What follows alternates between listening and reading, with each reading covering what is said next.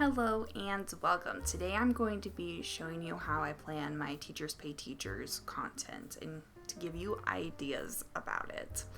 So I primarily make Teachers Pay Teachers holiday and seasonal content. So what I like to do ideally is I like to plan a month in advance. So in November, ideally I'm planning for and making content for December. In December, I'm making content for January. In January, I'm making content for February. In February, I'm making content for March. And in March, I'm making content for April. And so on throughout the whole year. Does my plans always go that way? They do not. But that is my general goal. So I really try to focus on federal holidays, but then I also like to, focus on all holidays. So specifically, New Year's Eve, New Year's Day, Martin Luther King Jr.'s birthday, Washington's birthday, Valentine's Day, St. Patrick's Day, President's Day, Memorial Day. I feel like Juneteenth will be a good resource to make content for. Independence Day, Labor Day, Columbus Day, Veterans Day, Halloween, Thanksgiving, Hanukkah, Kwanzaa, and Christmas. Those are some great holidays to make resources for. Also think about like history months and heritage months that are coming up. So like Hispanic Heritage Month, Black History Month, Women's History Month would be also a great thing to make content for. Also try to think about how your content can be used for several seasons. Or several holidays. For example, Black History Month, you can do content about maybe some important historical figures that are women that could also be used for Women's History Month. So kind of double dipping on the content that you made where it'd be multi-purpose for multiple months would be something good. Now, this was November.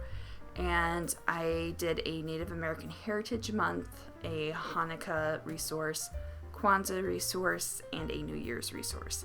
Did I get this New Year's resource made in November? No, I did not. I finished editing it the day before New Year's Eve. And guess what?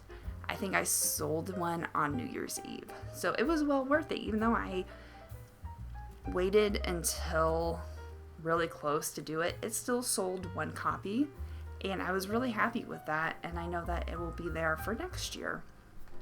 The same way with Hanukkah, I actually made a couple of Hanukkah resource worksheets that sold really good. Also the same way with Kwanzaa. I did several resources, and it sold like more than one I thought it was going to.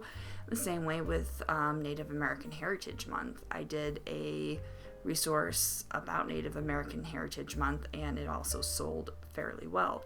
Did I make like hundreds of dollars? No, but I sold several copies of it, which I personally think is a win. So I didn't get rich off of it, but it was worth my time in making it.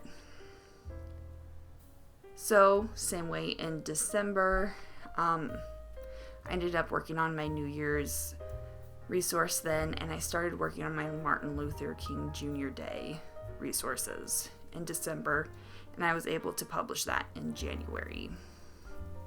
So when I am going to actually plan out my resources and what I'm doing, I'm actually just using very simple pen and paper. That's the way I work the best.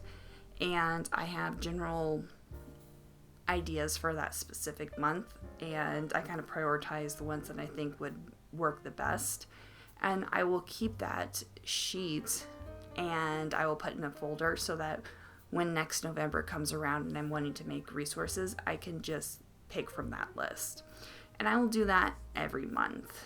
Also, we often get at the beginning of the year these wonderful little calendars things, and on the back of it, it's got a list of holidays, and that's also a great way to think about what holidays you can make resources for.